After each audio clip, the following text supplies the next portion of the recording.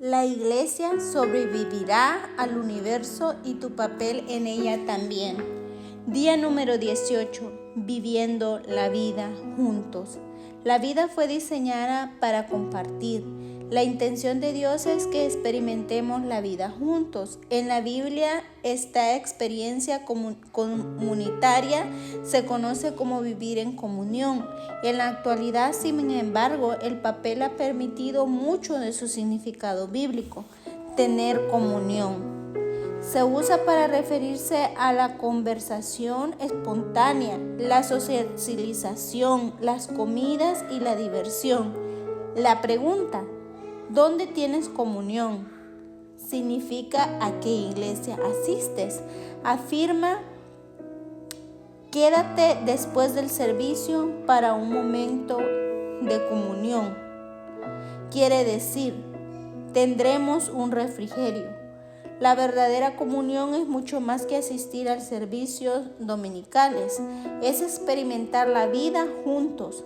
Consiste en amar desinteresadamente, compartir con corazón sincero, servir a la práctica, hacer sacrificio, consolar y solidarizarse con los que sufren. Y todos los demás mandamientos que el Nuevo Testamento nos manda a hacer unos a otros. Con todo aquello relacionado en la comunión, el tamaño importa. Cuanto más pequeño, mejor.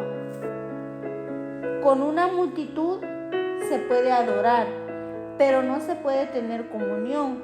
Cuando los grupos son superiores a 10 personas, algunas dejan de participar. Por lo general, las más calladas y otras ejercerán dominio.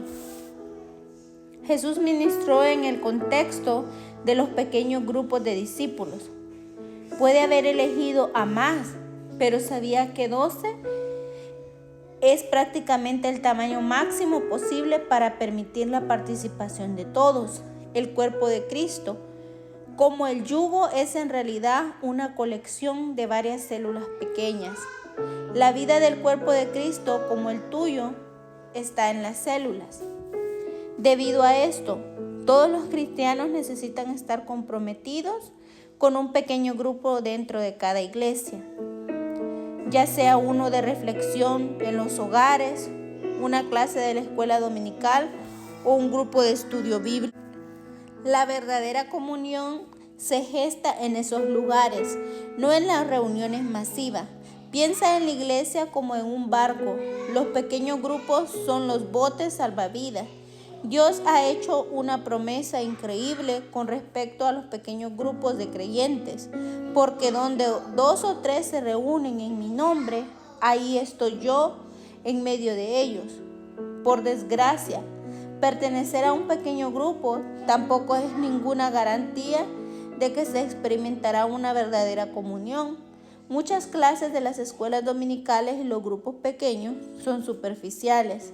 No tienen idea de lo que es experimentar la comunión genuina.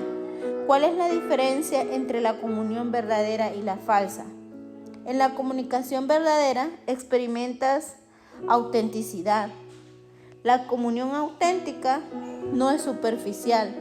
Consiste en la expresión genuina de corazón a corazón, desde lo más íntimo de nuestro ser. El verdadero compañerismo ocurre cuando la gente es honesta con lo que es y con lo que sucede en su vida. Comparte sus penas, revela sus sentimientos, confiesa sus fracasos, manifiesta sus deudas, reconoce sus temores, admite sus debilidades y pide la ayuda y la oración de los demás. La autenticidad es exactamente lo contrario de lo que encuentras en algunas iglesias. En estas, en vez de una atmósfera de sinceridad y humildad, hay fingimiento, roles, politiquería, una cordialidad superficial y una conversación trivial. La gente se pone máscaras, está a la defensiva y se conduce como si su vida fuera un lecho de rosas. Estas actitudes matan la verdadera comunión. Podremos experimentar la verdadera comunión solo si somos transparentes en nuestra vida. La Biblia dice, si vivimos en la luz, así como Él está en la luz. Tenemos comunión unos con otros. Si afirmamos que no tenemos pecado, nos engañamos a nosotros mismos y no tenemos la verdad. El mundo cree que la intimidad necesita oscuridad, pero Dios dice que esta ocurre en la luz. La oscuridad siempre para esconder nuestros dolores, culpas, temores, fracasos y fallas, pero al sacarlos a la luz, los ponemos a la vista y admitimos quiénes somos en realidad. Por supuesto, la autenticidad exige valor y humildad. Implica enfrentar nuestro temor a la exposición, al rechazo y a ser heridos nuevamente. ¿Por qué habríamos de correr ese riesgo? Porque es la única manera de crecer espiritualmente y conservar nuestra salud emocional. En la comunión verdadera experimentamos reciprocidad. La reciprocidad es el arte de dar y recibir. Depende de cada uno de nosotros. La Biblia dice que Dios diseñó nuestro cuerpo como un modelo para que pudiéramos entender nuestras vidas reunidas como iglesia, cada parte dependiente de todas las demás. La reciprocidad es el corazón de la comunión, la construcción de relaciones recíprocas, compartiendo responsabilidades y ayudándonos unos a otros. Pablo dice que desea que nos ayudemos entre nosotros con la fe que compartimos. Tu fe me ayudará a mí y mi fe te ayudará. Somos más sólidos en nuestra fe cuando caminamos junto a otros que nos animan. En la comunión verdadera experimentamos compasión. La compasión no se limita a dar consejos o a una ayuda rápida y cosmética.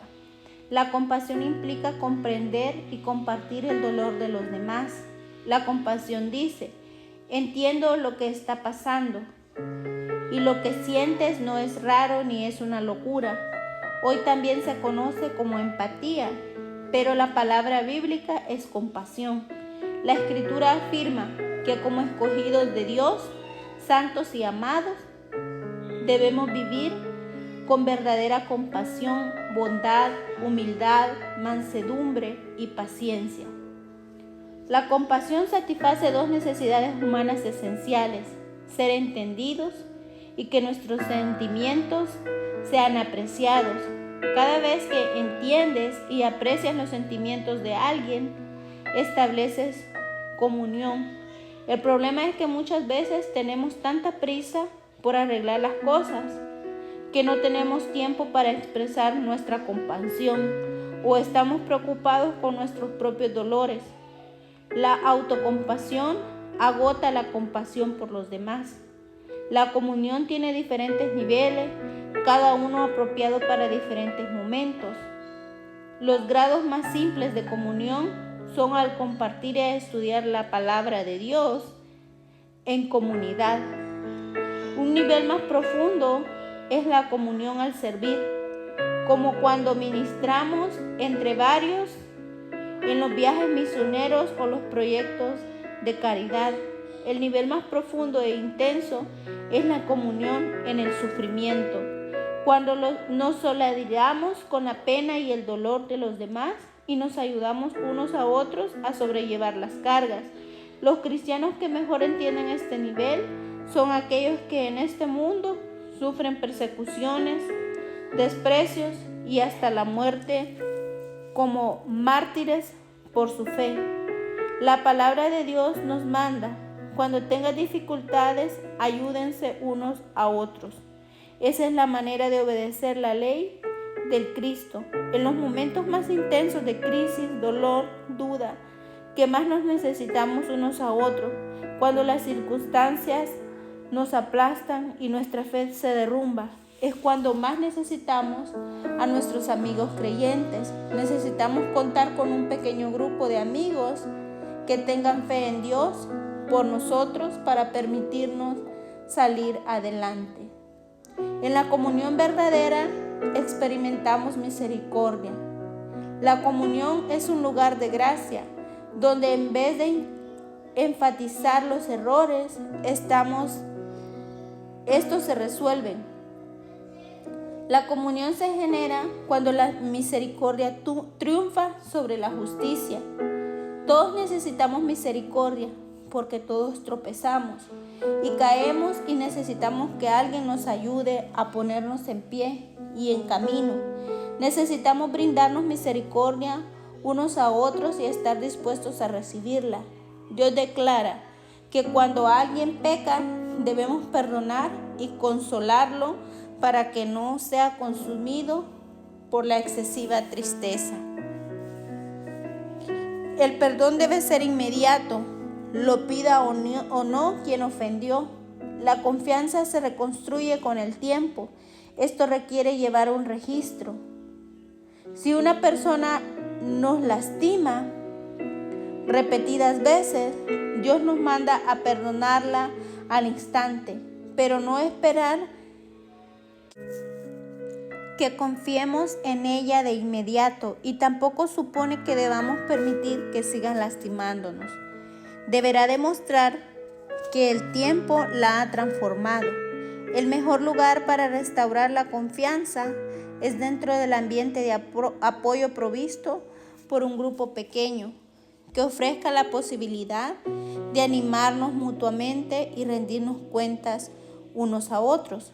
Experimentarás muchos otros beneficios si formas parte de un pequeño grupo comprometido con tener una comunión verdadera. Esta es una parte esencial de tu vida cristiana que no puedes desatender. Por más de 2000 años los cristianos se han reunido regularmente en pequeños grupos para vivir en comunión. Si nunca has formado parte de uno, no tienes idea de lo que estás perdiendo. Pensando en mi propósito, punto de reflexión, necesito a otras personas en mi vida. Versículo para recordar: ayúdense unos a otros a llevar sus cargas y así cumplirán la ley de Cristo. Gálatas 6:2. Pregunta para considerar: ¿qué primer paso puedo dar hoy para relacionarme con otro creyente en un mayor grado de intimidad y autenticidad?